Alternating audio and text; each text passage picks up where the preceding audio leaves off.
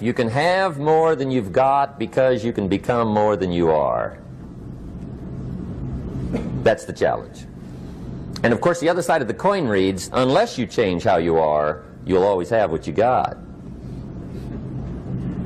I have found in my experience that income does not far exceed personal development.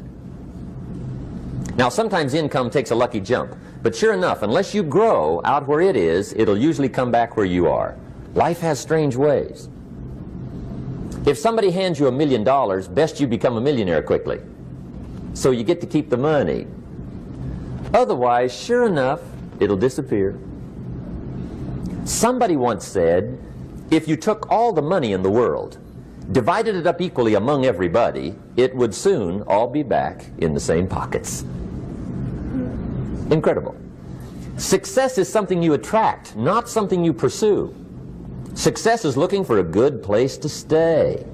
So instead of going after it, you work on yourself. Personal development.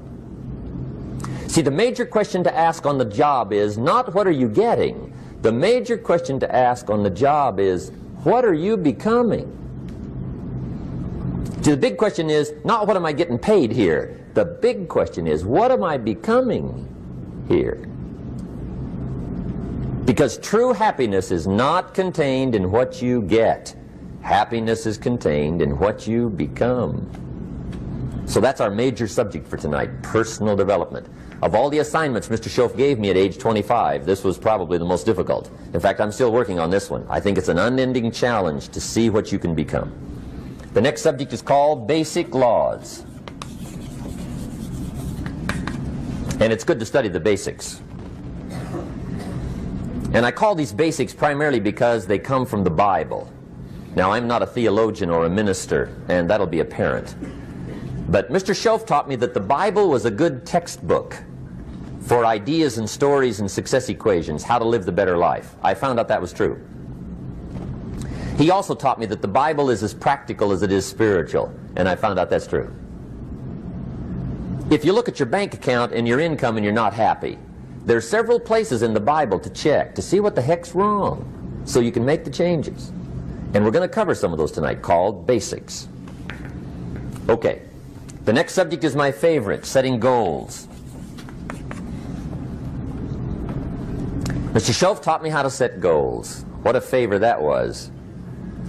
One morning at breakfast, shortly after I met him, he said, Jim, let me see your current list of goals and let's go over them and talk about them. He said, maybe that's the best way I can help you get a better direction started. And I said, I don't have a list. He said, well, is it out in the car or home somewhere? I said, no, sir. I don't have a list anywhere.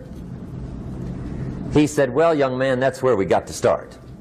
He said, I can tell you right now, if you don't have a list of your goals with you, he said, I can guess your bank balance within a few $100s. Which he did. And that got my attention. I said, you mean my bank balance would change if I had a list of goals? He said, drastically. That day I became a willing student how to set goals.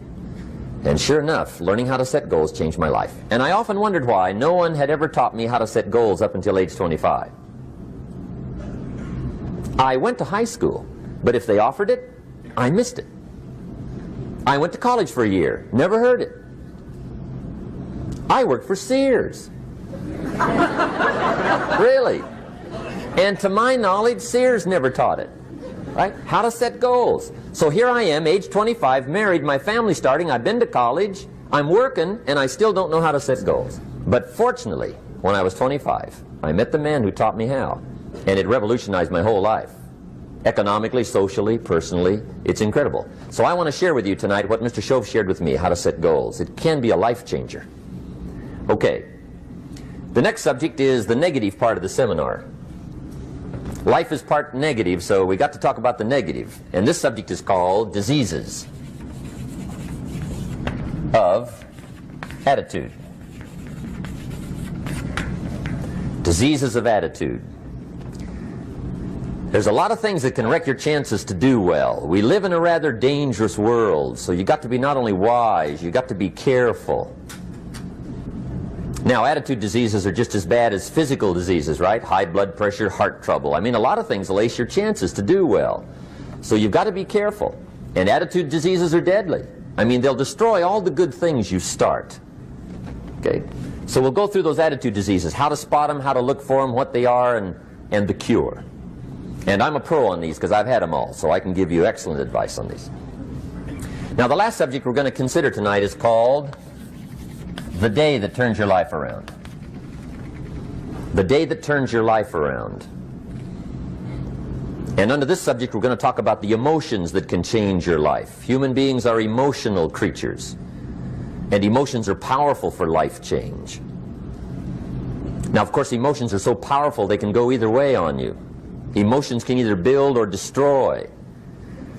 So you really have to employ emotions properly. We call civilization the intelligent management of human emotions. If you can intelligently apply your emotions in the right direction, no telling what can happen. Could turn your life around one day would be sufficient.